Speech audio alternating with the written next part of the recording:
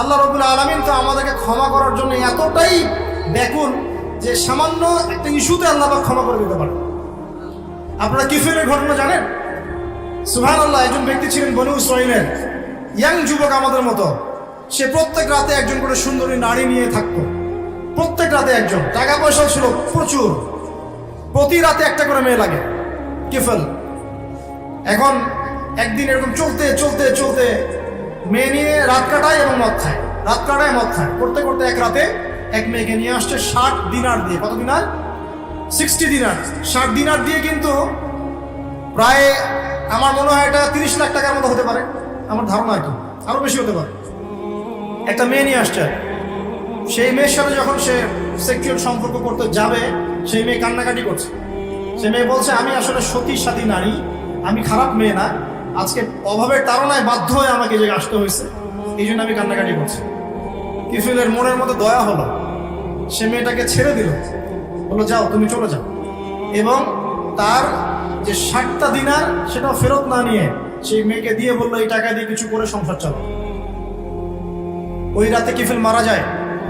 এই ব্যক্তির জানাজা কে পড়াবে, কে লাশ কবরে দিবে, কেউ আগ্রহী না। খারাপ মানুষের কাছে কেউ যেতে চায়? তো জানে, আল্লাহ রাব্বুল আলামিন এটা জানেন যে মানুষ তাকে খারাপ বলবে। সকালবেলা যখন তার ঘরের সামনে যাওয়া হলো, দেখা গেল কি জানেন? তার দরজার মধ্যে আল্লাহ রাব্বুল আলামিন তার কুদরত দিয়ে লিখিয়ে দিয়েছেন, ইন্নাল্লাহা ক্বাদ গাফারা লিল কিফলি। আল্লাহ রাব্বুল আলামিন কিফলকে মাফ করে দিয়েছেন। আল্লাহ পাক ক্ষমা করতে সামান্য একটা ইস্যু যথেষ্ট। আল্লাহ পাকে ক্ষমা পাওয়ার জন্য একটা সামান্য ইস্যু যথেষ্ট। একজন মহিলা একটা বিড়ালকে একজন মহিলা একটা কুকুরকে পানি পান করিয়েছেন। এই ব্যভিচারী নারী একটা কুকুরকে পানি পান করানোর বদৌলতে জান্নাতে চলে গেছে। এক ব্যক্তি 99টা খুন করেছে, পরে যে যাকে জিজ্ঞাসা করেছে তওবা হবে কিনা, সে বলেছে তওবা হবে না। ওকে খুন করে 100 পূর্ণ করেছে, তারপর তওবা করেছে, করতে গিয়ে মারা গিয়েছে। আল্লাহ পাক ফেরেশতা থেকে বলেছেন, রাস্তা মেপে দেখো, তওবার রাস্তাটা বেশি লম্বা না তার পিছনের রাস্তা বেশি লম্বা। আল্লাহ পাক জমিনকে আদেশ করেছেন, তুমি লম্বা হয়ে যাও। জমিন লম্বা হয়ে গেছে। ফেরেশতারা মেপে দেখেছেন তওবার রাস্তা বেশি লম্বা। আল্লাহ পাক তাকে মাফ করে দিয়েছে। এক ব্যক্তির সন্তানকে বলেছিলেন না যে আমি মরে গেলে আমার লাশটাকে পুড়িয়ে দিবা, অর্ধেক ছাই বাতাসে, অর্ধেক ছাই কোথায়? সমুদ্রে। আল্লাহ পাক জমা করেছেন, জমা করে বলেছেন, কেন করেছিল এটা? সে ব্যক্তি বলেছে, মিন খাশিয়াতিকা ইয়া রাব্বি ওয়া আনতা তা'লাম মা ফি নাফসি।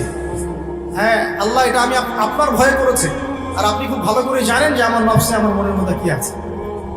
আল্লাহ পাক বলছেন, যাও, তোমাকে মাফ করবেন। প্রিয় ভাইরা, একটু যদি দুনিয়ার এই জীবনটা কষ্ট করা যায়, ঈমান আমলের উপর টিকে থাকা যায়, এবং টিকে থাকতে গেলে আপনি বাধা পাবেন, পরিবার থেকে বাধা পাবেন, বন্ধু মহল থেকে বাধা পাবেন, সমাজ থেকে বাধা আসবে, বড় লেভেল থেকে আসতে পারে, আপনজনরা ছেড়ে যাবে, আপনি সবার কাছে খারাপও হয়ে যেতে পারেন। ঈমান আমলের উপর টিকে থাকার কারণে যদি একটু কষ্ট করে সবর করতে পারেন, ইনশাআল্লাহ তাআলা আমাদের জন্য অপেক্ষা করতে জান্নাত। আর এই দুনিয়ার জীবনটাকে যদি মুখ্য মনে করেন, আল্লাহ পাকের হুকুম আহকাম সব ছেড়ে দেন, জাহান্নাম ছাড়া আমাদের কোনো গত্যান্তর থাকবে না। আল্লাহ পাক আমাদের সবাইকে এই বিষয়গুলো বোঝার তৌফিক দান করুন।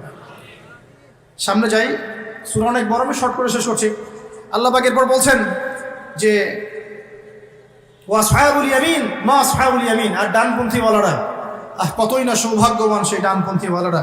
ফি সিদরিন মাখদুদ, তারা থাকবে এই যে কুল গাছ, একটু আগে বললাম, বড়ই গাছ, কাঁটাহীন বড়ই গাছ তাদের জন্য দেওয়া হবে। ওয়া তালহিন মামদুদ, এবং কাঁধি কাঁধি কলা সাজিয়ে দেওয়া হবে।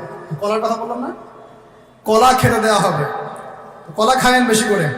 ওয়াজুল্লিন মামদুদ, জিল মানে ছায়া, মামদুদ লম্বা, মানে এত লম্বা ছায়া হবে যেই ছায়া 100 বছর অতিক্রম করেও কেউ পার করতে পারবে না। ও মাইন মাসকুব, এবং এখানে পানি থাকবে, বিশুদ্ধ পানি, শুভ্র সাদা। এখানে কেউ বলেছে এটা দ্বারা হাউজে কাউসার উদ্দেশ্য হতে পারে, যে হাউজে কাউসারের পানি খেলে আপনি কোনোদিনও পিপাসার্ত হবেন না ইনশাআল্লাহ। মধুর চেয়ে বেশি মিষ্টি এবং দুধের চেয়ে বেশি সাদা। ও ফাকিহাতিন কাসীরা, এবং অনেক অনেক রকম ফাকিহা বা ফল ফলাদি থাকবে। লা মাকতুআতিন ওয়ালা মামনুআ, এগুলোকে নিষেধ করা হবে না এবং সাপ্লাইটা বন্ধ করে দেওয়া হবে না, কন্টিনিউয়াসলি সাপ্লাই আসতে থাকবে, কেউ বারণ করবে না ইনশাআল্লাহ।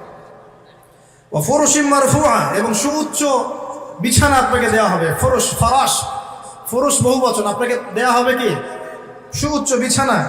ইন্না আনশানাহুন্না ইনশাআ, এবং হুরুন ইন দেওয়া হবে, যে হুরদেরকে আল্লাহ পাক স্পেশালি সৃষ্টি করেছেন, স্পেশাল ক্রিয়েচার আল্লাহ পাক। ফাজআলনাহুন্না আবকারান, আর আমি আল্লাহ সেই হুরদেরকে বানিয়েছি কুমারী। প্রত্যেকবার আপনি তাদের কাছে যাবেন, আবার তারা কুমারী হয়ে যাবে ইনশাআল্লাহ তাআলা। আর আজকে যদি এই যে বললাম জেনায় লিপ্ত থাকেন, তাহলে সেই কুমারী হুর পাওয়া হবে না।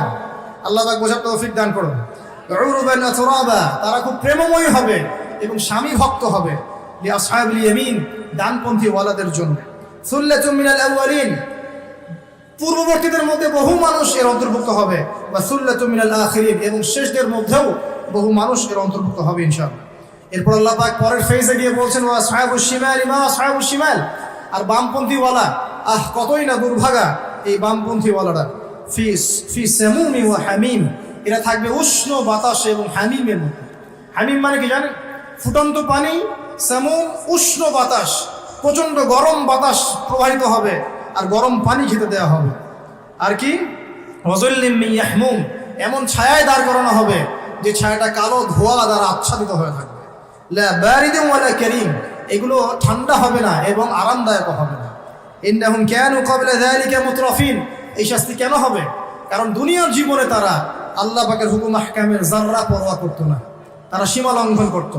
ওয়া কানু ইউসিরুনা আলাল হিনসিল আযীম, এবং এই যে মানে দুনিয়ার জীবনে তারা সব ধরনের যে কবিরা গুনাহ, এই কবিরা গুনাহতে তারা লিপ্ত থাকতো, এই কারণে ওদেরকে শাস্তি দেওয়া হয়।